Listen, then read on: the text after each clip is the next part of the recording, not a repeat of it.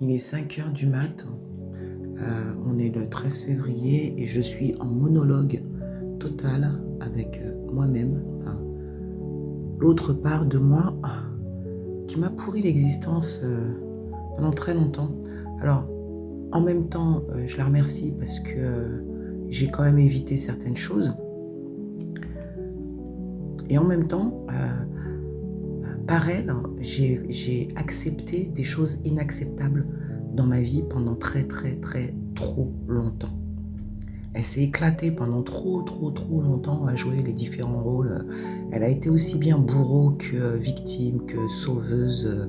Enfin bref, c'est ce qui fait que tout au long de cette première partie de vie, elle a attiré des personnages pervers, narcissiques, des gros manipulateurs en puissance. Elle a fait des années de développement personnel pour découvrir que quelle est la part narcissique chez elle, quelle est la part perverse, quelle perversité règne en elle, et la part manipulatrice au plus haut point est intégrée à l'intérieur de son ordinateur interne.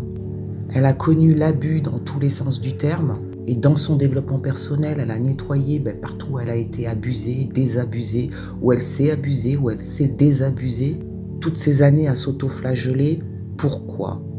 Partie 1 de développement personnel, à chercher des boucs émissaires externes, extérieurs bien évidemment. Manquer cruellement d'amour, donc quand on lui vouait une miette d'amour, une minuscule attention, elle sautait les 2 pieds dedans pour essayer de choper ce petit bout d'amour. Mais elle se faisait toujours maltraiter. Deuxième partie de développement personnel. Ah, mais c'est pas l'extérieur, c'est à l'intérieur que tout se passe. Quand elle a découvert ça, là, il y a eu énormément de culpabilité. Pourquoi elle faisait ce genre de choix? Pourquoi elle connectait toujours à la perversité narcissique, à la manipulation, à la maltraitance, à l'abus? Et elle a commencé à chercher là où elle s'abusait elle-même, là où elle se maltraitait elle-même, là où elle ne se respectait pas, là où elle avait aucune estime d'elle-même. Toutes les parts d'elle où elle n'apportait absolument aucun amour, froide, sec, cœur fade, triste. Et après, on lui a fait croire, ou elle s'est fait croire, à des blessures de l'enfance, blessures de l'abandon, blessures du rejet, et on met ça sur la cause des parents, bien évidemment. Jusqu'à ce jour où elle est vraiment reconnectée à elle-même, à lire des livres, à chercher des réponses, jusqu'à se dire « Ah, mais c'est karmique, ah, c'est dans le transgénérationnel. » Toute la lignée des femmes de cet être a fonctionné comme ça, a été abusée, désabusée. Donc il était normal qu'elle prenne ce même chemin, qu'elle soit fidèle à cette lignée. Bullshit. Une vie à vivre dans la peur. Peur de vivre, peur d'avancer, peur d'y croire, peur du regard des autres. Peur de faire, bien faire, mal faire. Peur de blesser, d'être blessé. Peur de souffrir. Et passer son temps à créer des carapaces, des forteresses. Autoprotection complètement illusoire.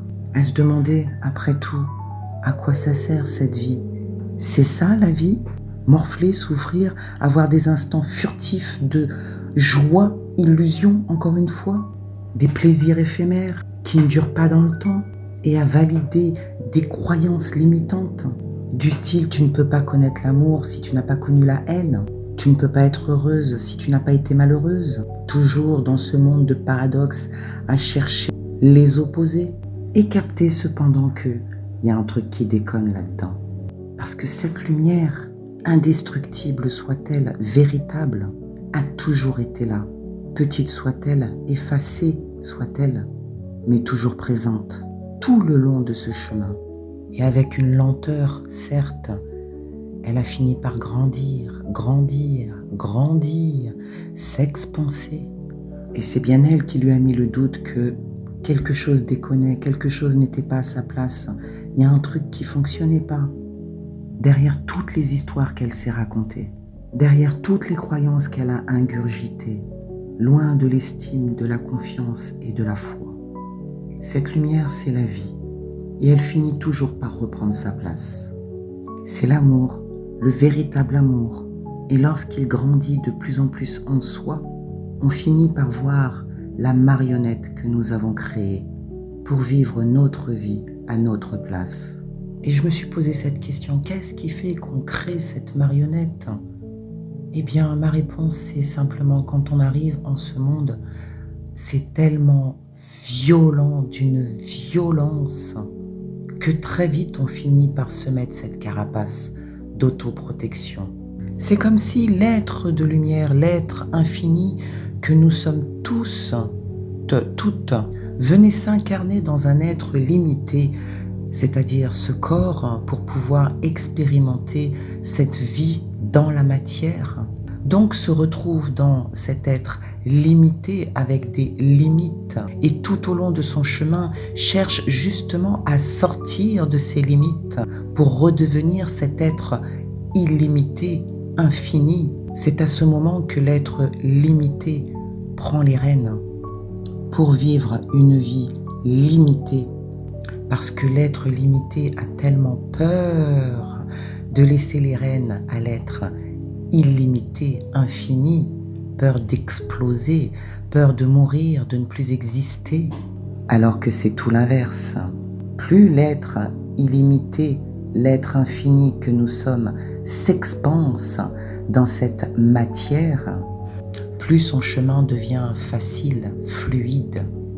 Tel est l'objectif, le but quelque part de cette expérience terrestre. Être des êtres spirituels venus incarner la matière, alors qu'on nous a fait croire tout l'inverse. Nous croyons tout l'inverse, à savoir que nous pensons être des êtres de matière qui expérimentent la spiritualité. Encore combien de limitations allons-nous nous imposer comme ça? Il est 5h50, c'était ma réflexion du matin au réveil. J'adore. Cette réflexion, elle a démarré parce que ce matin, en me réveillant, je l'ai vu, je l'ai aperçu et je l'ai entendu. Cette marionnette que j'ai moi-même créée, qui, comme à son habitude, est venue me susurrer à l'oreille des mots pas doux du tout, du tout, du tout. Encore à s'auto-flageller, encore à vouloir se dénigrer, se rapetissir. Et je l'ai vu, je l'ai entendu. Et là, cette fois-ci, je lui ai ordonné de disparaître. Qu'elle avait fait son temps. Merci. Au revoir.